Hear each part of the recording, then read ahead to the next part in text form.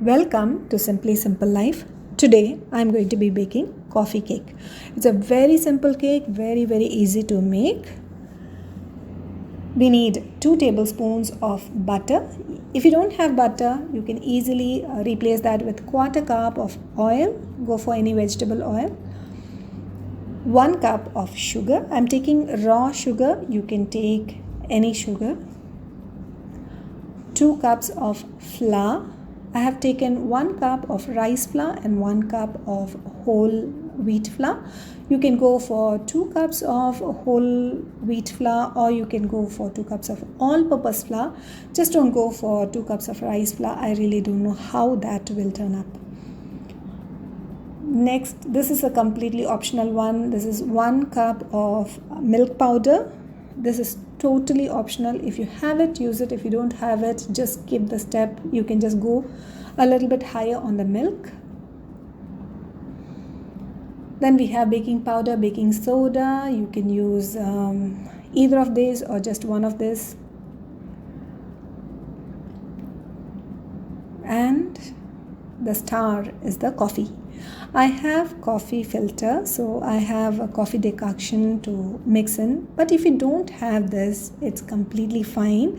You can use 1 tablespoon, heaped tablespoon of instant coffee powder, and it will come out very nice. Just remember to take 1 heaped tablespoonful of coffee powder, instant powder.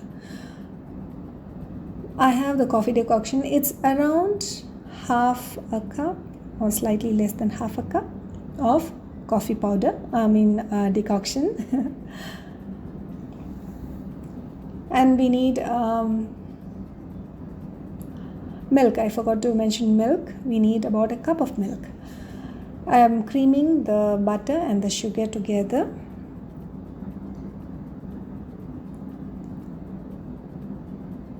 Add in coffee. Because I have the decoction, I'm pouring that in. If you're using the powder, the instant powder, you can mix it at this stage.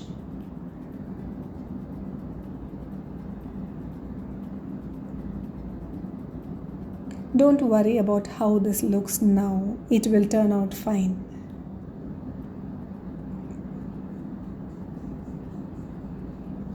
After this is slightly mixed, everything is mixed in together. If you're using the milk powder, add it in at this time. If not, you can pour in the milk.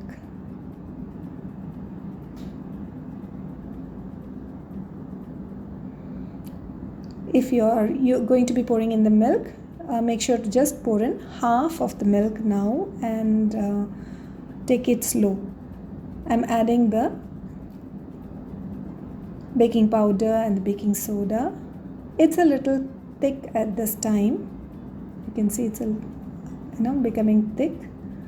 So I'm adding in the milk. I've taken half a cup of milk at first. I'm adding only half of it, which means only a 1/4 cup of milk is what I'm adding. But this is not an exact measure. You just have to go by how your batter is coming around.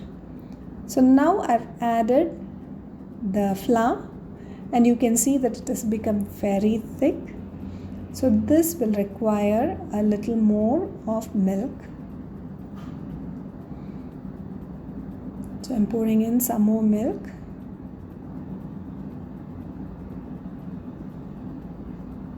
Still the batter is quite thick. So I'm adding another half a cup. So actually it has become 1 cup of milk now.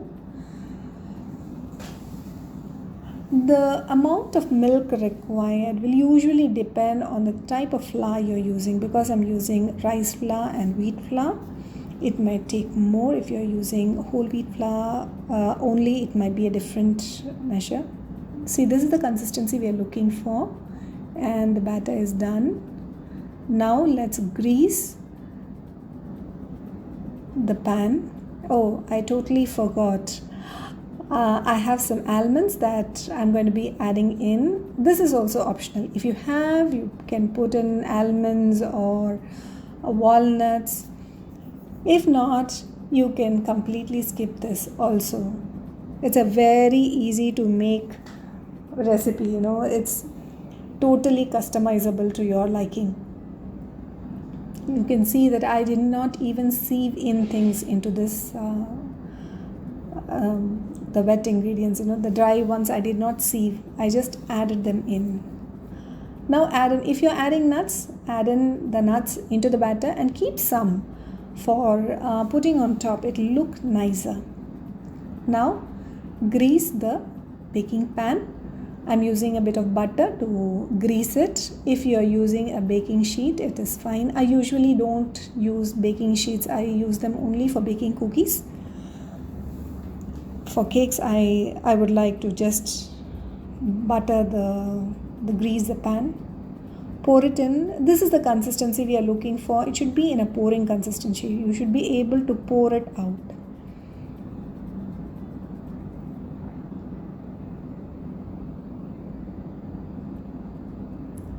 And that is it. Just top it up with nuts if you're using any nuts. And put it in the oven for about 40 minutes. That will totally depend on your oven, you know, how much time it takes. Mine took 40 minutes, 180 degrees. To check, stick in a fork or a knife and see whether it comes out clean. Mine has come out very clean. It took 40 minutes exactly to bake and it smells awesome. A little cool for a while, but I'm not that patient.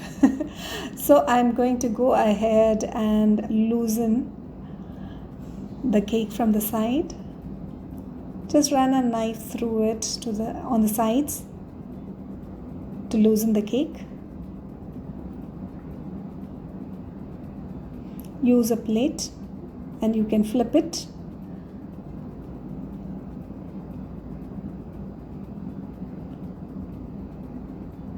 Oh, it's quite hot.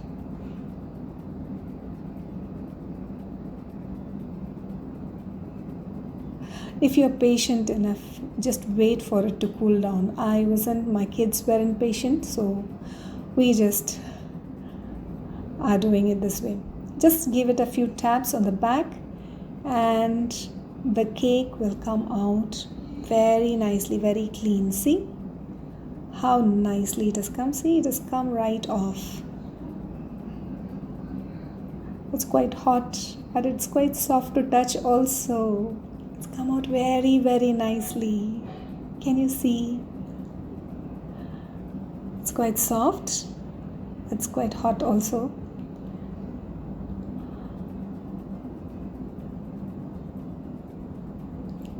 So let me slice it.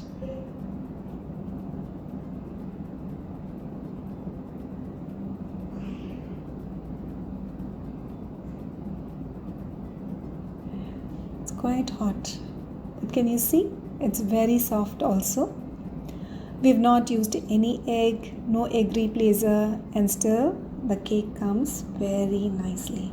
So it's a very simple to make cake. I've given you all the alternates that you can try with it. Do give it a shot and do let me know how it turns out for you. I'll see you in another video. Take care. Bye-bye.